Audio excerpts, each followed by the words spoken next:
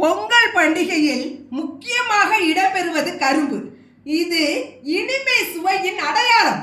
அதாவது கரும்பு அடி முதல் நுனி வரை ஒன்று போல் இருப்பதில்லை.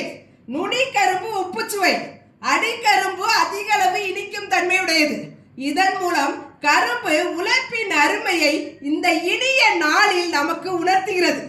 உழைப்பின் அருமையை உணர்ந்து செயல்பட்டால் தொடக்கத்தில் உப்புத்தன்மையை போல் வாழ்க்கை போராட்டமாக இருந்தாலும் அதன் முடிவில் கரும்பு போல் இனிமையை தரும் என்பதே அர்த்தம்.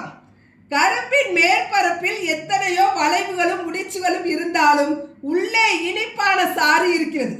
இதே போல் வாழ்க்கையில் கடுமையான சோதனைகள் வந்தாலும் அவற்றை கடந்து சென்றால்தான் இனிமையான வாழ்வை சுவைக்க முடியும் என்ற தத்துவத்தை உணர்த்துகிறது. அதனாலேயே பொங்கல் பண்டிகையில் கரும்பினை இறைவனுக்கு அர்ப்பணிக்கிறோம்.